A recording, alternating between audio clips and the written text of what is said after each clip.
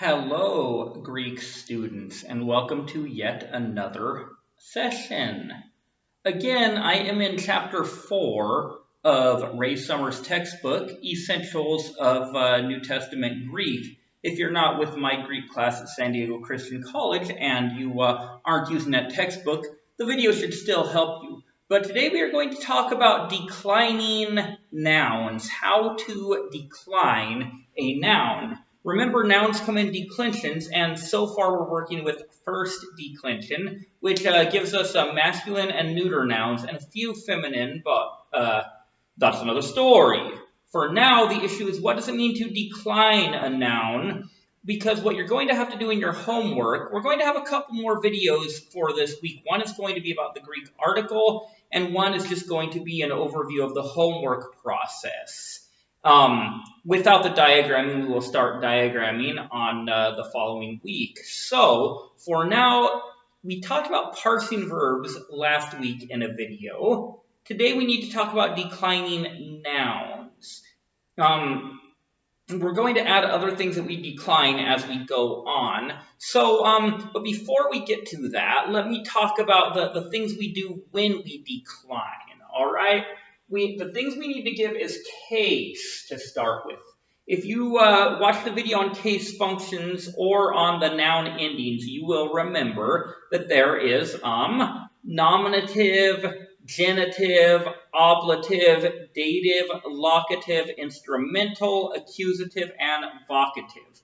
Really, there are actually 5 cases. Dative, locative, and instrumental are actually all subcategories of the dative case, but we're working as though there were 8 because it's a little easier to understand when you're first starting out. The same thing with genitive. Genitive and ablative are really the genitive case, but those are 2 main functions, and so we will be working with those for the purposes of first year Greek, as we said. So, that would be the case. You look at the ending, and what ending for which case is it? I'll show you how that works in a minute. Gender has to do with whether it is masculine or feminine, or in some cases, neuter. And this is something that your textbook will tell you, and as we deal with that. Along with that, along with the gender, of course, I just have a little number symbol here. But number is whether it is a singular or plural noun. Of course, there are singular nouns and there are plural nouns, so that is the question. Is the noun singular or is it plural?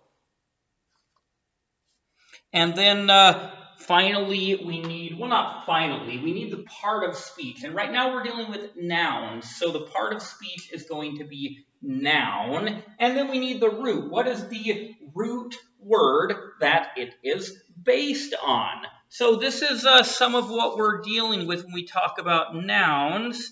And in a moment, I'm actually going to show you this in action.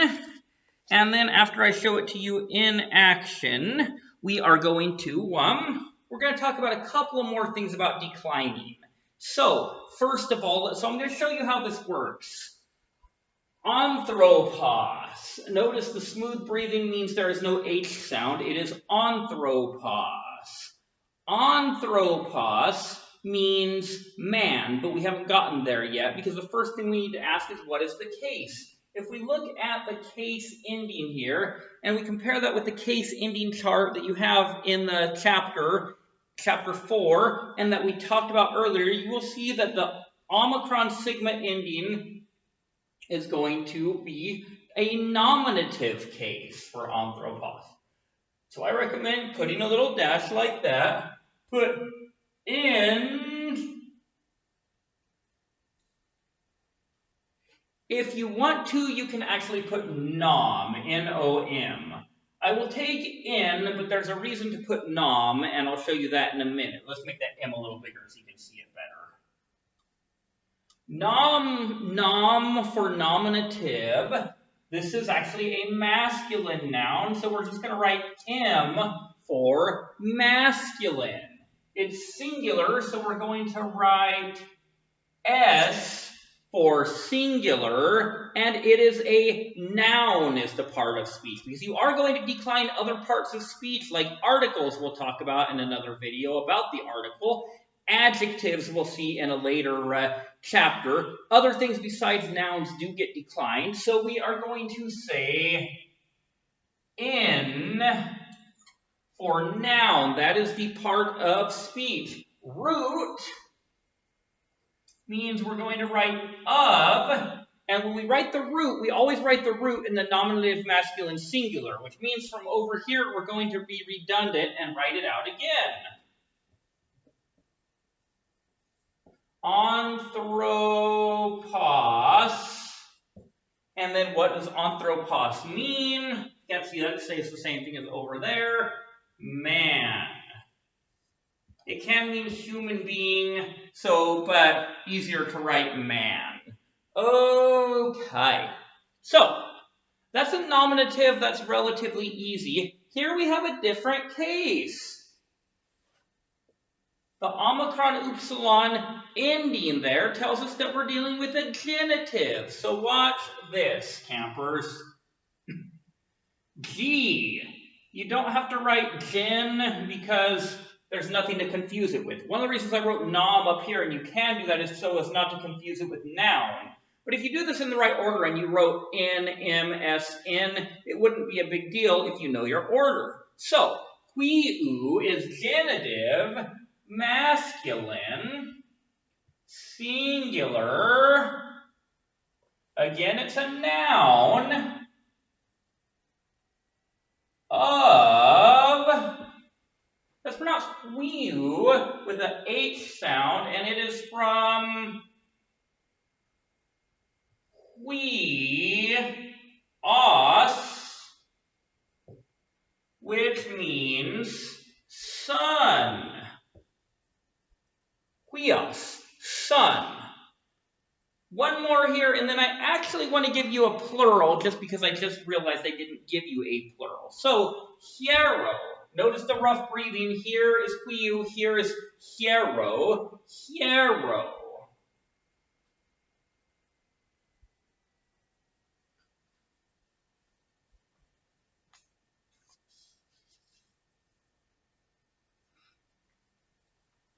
This ending tells us that we're dealing with a dative or dative locative instrumental. Well, if we're going to say dative, dative would be a D. Dative, now, don't get fooled here. This is actually not a masculine, it is a neuter. Now that N, once again, could confuse us. We could write DN. To avoid confusion, let's just write neut. D for dative, neut for neuter. If you just write an N, that's okay. But in theory, if you had a nominative neuter noun, you could have 3 N's. I can read that as long as you get it in the right order, but I'm telling you what you can do to avoid confusion. Dative, neuter, singular, noun, of. Remember, we write the root in the nominative singular form, so this is a dative, but it is from here on is the nominative form for this noun because it is neuter. It is not masculine. So of hieron, which means temple. All right. How about one more for you, campers? We will give you a plural, not because we're pluralists or anything like that, but because we want to get this squared for you. We want you to be able to read it. We want you to be able to work it out and not think, as some students, unfortunately, are led to think sometimes, that every noun is a singular. So, how about this? Adele.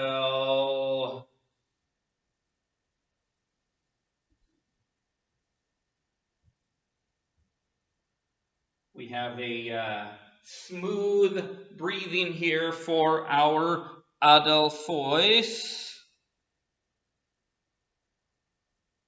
And yeah, we've got our circumflex here.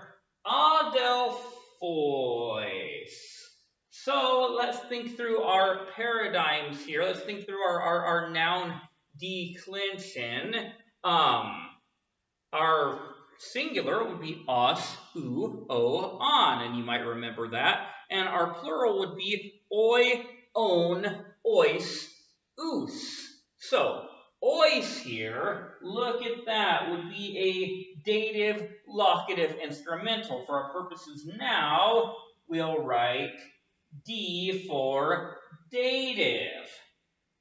Adelphois from Delphos, and yeah, we are dealing with a masculine.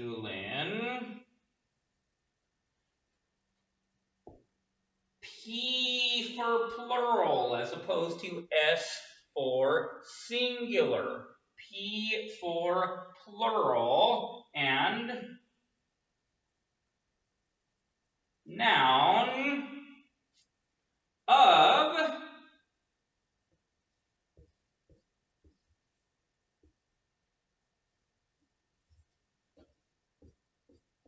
Adelphos,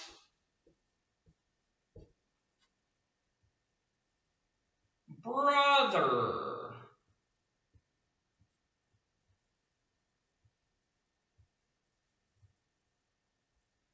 Adelphois from Adelphos, which is brother. So if this were a true dative, it would be to the brothers in a sentence. If this were a true dative, it would be to the temple. If it had a locative function, this one right here, temple, it might be something like in the temple, etc. So you want to get used to that. I've got another word for you that I want you to take with you and carry with you. It's an English word, but it refers to a phenomenon in Greek or English. As I said earlier, we decline things other than nouns. The things that we decline in Greek are called substantives.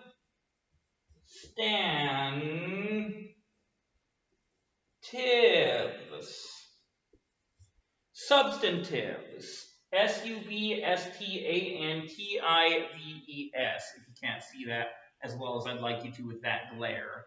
Now, a definition for substantives, I'm not going to write all of this out for you, but this is a very, very layman's definition for substantives. A substantive is either a noun or something that behaves like a noun. All right, so when I say a noun or anything that behaves like a noun, for instance, there could be an adjective like wicked, but sometimes we use wicked as though it were a noun. The way of the wicked shall perish, or something like that. So when we get to adjectives, and of course we're not there yet, we're going to see that adjectives are also declined, as well as articles when we get there, which will be very soon for y'all, etc., etc. So, understand that a noun is a substantive, but every substantive is not a noun. Basically, a substantive is a noun or something that behaves like a noun. So tuck that away. We'll come back to it. I'll go over it again and again and again. Peace out, Girl Scouts.